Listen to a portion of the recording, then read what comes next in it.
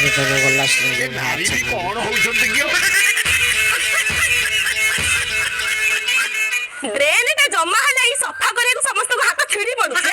ଅଡିଆ ଗୁରା ସବୁ ଚୁଡ଼ି ପିନ୍ଧିକି ବଇଛ ତ ଘରେ ସବୁ ମାଇକିନା ଆସିକି ସବୁ ସଫା କରିବ।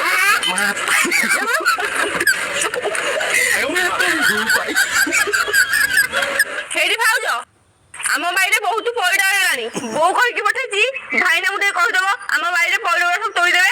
ଭାଇନା ଯିବେ ଆଲୋ ଭାଇନା ଗଛରେ ଚଢିବେ। ତାଙ୍କ ଜୀବନ ସାରୁ ପତ୍ରରେ ବନ୍ଧା, ସିଏ ଯିବେ ପଇଡ ଗଛରେ ଚଢିବେ। ଚାଲ ଚାଲ ଚାଲ ଚାଲ ତମେ ଦୌଡି ବନ୍ଦୋବସ୍ତ କର, ମୁଁ ଯାଉଛି ମୁଁ ପାରିଦେବି ତମ ବାରି ପଟୁ ପଇଡ। ତମେ ତୋଳି ପାରିବନି, ସେଟା ପୁଅ ପିଲାଙ୍କ କାମ। ମତେ କଣ ବୋଲି ଭାବୁଛ ବା? ଅବାଡୁଆ ଟାଇମରେ 100 ଅଣ୍ଡିରାକୁ ପଛରେ ପକେଇକି ଆଇଛି। ଯେତିକି କାମ ମତେ ଆଇଛି ଅଣ୍ଡିରା ମାନଙ୍କୁ ବି ସେତିକି କାମ ଆସିନଥିବ। ତମେ ଚାଲ ଦୌଡି ବନ୍ଦୋବସ୍ତ କର, ମୁଁ ଯାଇକି ପଇଡ ପାରିବି।